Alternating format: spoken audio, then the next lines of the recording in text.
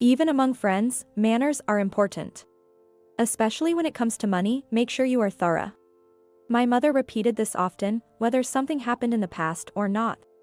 Little did I know, this advice would come in handy in such a way. My name is Sally. I'm a 30-year-old part-time worker, living with my 4-year-old daughter and my husband, Bob, an office worker. My in-laws live 2 train stops away from our rented apartment, close to Bob's office, so he often has dinner there. It might sound generous, but Bob is careless and selfish.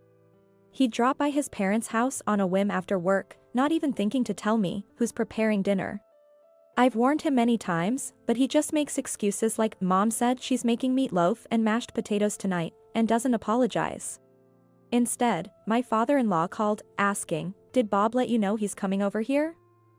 Thankfully, this prevented our dinner from being wasted.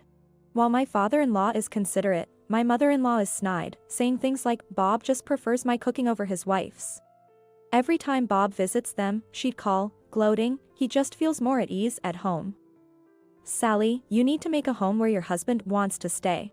She'd look down on me, asserting her superiority as a woman and a mother, and would barge into our apartment whenever she found the time. "Bob can't relax with this kind of cleaning. And what's this in the fridge?" She'd nitpick my cleaning and snoop through our fridge. She'd even throw out my cooking, saying, "How dare you cook such an awful meal for Bob? Any wife who doesn't take care of food is the worst. Everything you cook just goes to waste." When I pointed out, I could have eaten it instead of throwing it away. "You're the one wasting food," she'd turn red with rage and start yelling. My daughter would start crying in shock, and my mother-in-law would hurriedly leave, not wanting to be disliked by her. She's selfish and runs away when things get tough. I told Bob about her bullying, but he just brushed it off with, "You're just imagining things," or, "She doesn't mean any harm." I was attracted by his bright and sociable nature, but that seems like a distant memory now. He's just moody, dismissing our daughter when she tries to talk to him. His standing as a father has hit rock bottom. To make matters worse, the education fund we had been saving monthly for our daughter had completely vanished.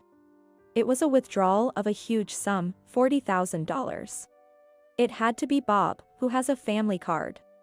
When I asked him about the money with certainty, he said, "Our daughter doesn't need money right now. We can save up again when it's necessary." His cavalier attitude snapped something in me. "Don't joke around. How could you just use the money we saved together like that? It's not about current need. We saved it because we don't know when we'll need it." "What did you even spend it on?" "I helped out Mom." "Our money? It's mostly what I earned." "Got a problem with that?" "I contributed too. I saved from our budget cuts. I worked hard to manage that money. Your money is just birdseed." Our shouting match escalated, thankfully without waking our daughter. "That's it, we're getting a divorce. I knew you were careless, but to withdraw our child's savings without a word is unbelievable. Go ahead. Like you can make it on a part-time salary." "What?" I was at a loss for words. Seemingly satisfied with having silenced me, my husband sneered, "I'm always ready for a divorce," and went back to his room. Though I clenched my fists in frustration, I wasn't going to just cry myself to sleep. Having reached that conclusion, I began preparing for the divorce. I heard my wife talking on the phone with Bob this morning. I received that message from my father-in-law the following Friday. My mother-in-law called my husband, inviting him for a special dinner tonight, it seemed. Since Bob hadn't mentioned anything to me, he was probably planning to go without telling me again. Since the day I declared divorce and was belittled for my part-time job, Bob's attitude towards me had changed to one of disdain. "I don't need to care for a dependent like you," he'd say, scattering the laundry around and no longer cleaning the room. His nitpicking, "You call this cleaning," was just like his mother's. I saw the call from my father-in-law as the perfect opportunity and decided to put my plan into action. I timed my visit to my in-laws' house to coincide with Bob's return from work. It seemed my father-in-law hadn't returned home yet. Bob and my mother-in-law were surprised to see me, but she scoffed, "Oh. Knowing we're having sushi for dinner, you came to freeload. How despicable. You don't deserve sushi," he spat vulgarly. They clearly had no intention of letting me step inside. Their house, though a detached house, had a wooden front door that wasn't very soundproof. Their loud shouting could be heard outside. As usual, they were a selfish pair, oblivious to those around them. Unfortunately, I haven't received any message about coming for sushi. The only thing I was told by your father was that you were visiting your parents' house. Are you being sarcastic because I didn't inform you?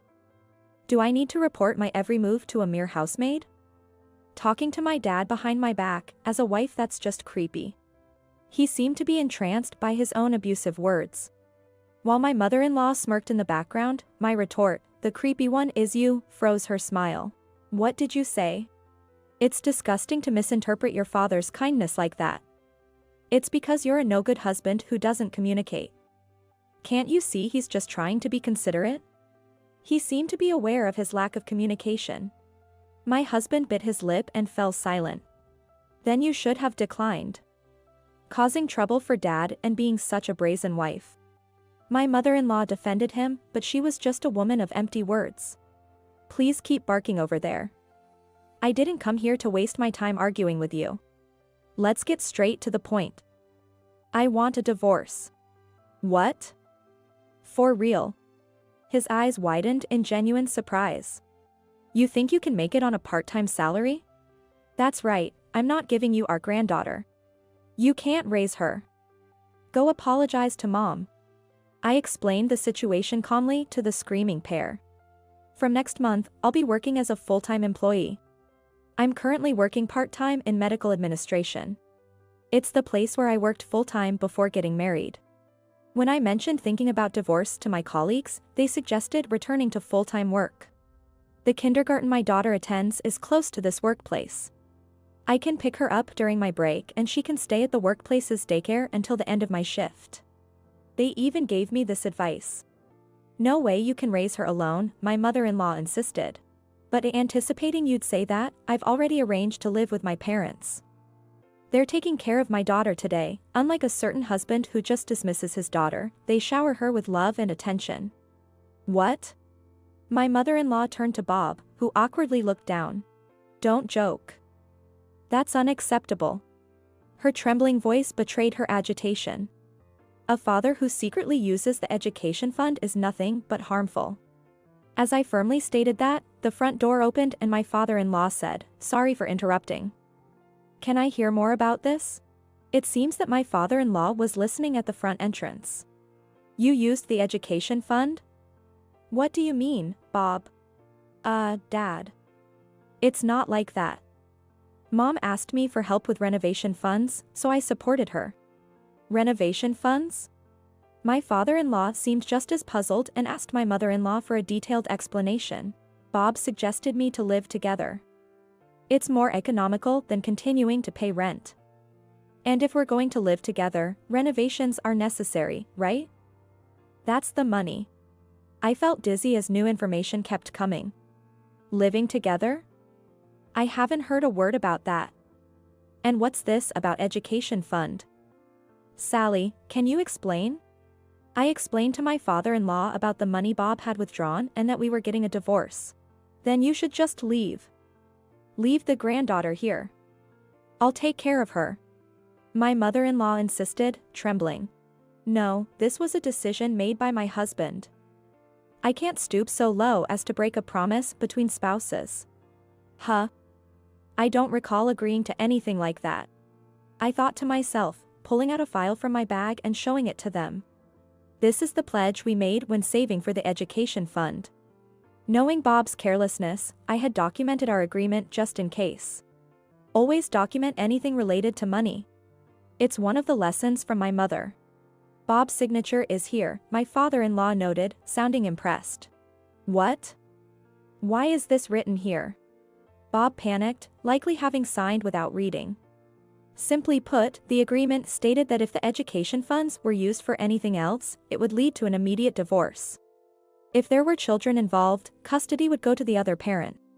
If he couldn't comply, he'd have to pay twice the amount used, granting me the right to file for divorce mediation. That's the gist of it. In this case, Bob would lose custody and, if unable to comply, would owe me $80,000, giving me the opportunity to pursue divorce mediation. If you listen to your mother, it will be a dispute with a payment of $80,000. I've collected plenty of evidence of your usual attitude and your mother's treatment towards me, so you can guess who'll get custody in mediation. I smiled slyly, and my husband let out a small gasp, in surprise. My father-in-law heaved a big sigh and told my mother-in-law. For now, return the money Bob gave to you. You haven't started the renovations, right? The money should still be there. Upon hearing this, my husband's face brightened immediately. He might have thought the return of the education fund would make the divorce impossible. My mother-in-law, facing his expectant look, turned pale and shook her head. It's gone. I've already spent it. A weak voice responded, and everyone exclaimed in surprise, "What?" My mother-in-law was trembling and fell silent. There was a bag I wanted, and some clothes too. I just intended to borrow them, but I couldn't resist. Then she confessed. I was speechless with disbelief, but my father-in-law responded quickly. Don't be ridiculous. What were you thinking? But Bob said we could save up again for the granddaughter's education fund, so I thought it would be fine. What? You knew it was for our daughter's education and still spent it? How can you even say you won't hand over the granddaughter? Who's the despicable one here? You and Bob are nothing but harmful. The worst kind of parent and child. I said, my anger peaking and my voice colder than I expected. My mother-in-law just gaped pathetically. I'm sorry, but I no longer want to be part of this family. I agree. They're nothing but poison to our precious granddaughter. My mother-in-law broke down in tears at Phil's words. After that, I divorced Bob.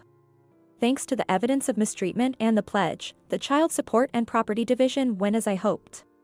The education fund, a third of which was from my salary, along with the alimony, totaled $50,000, which I received.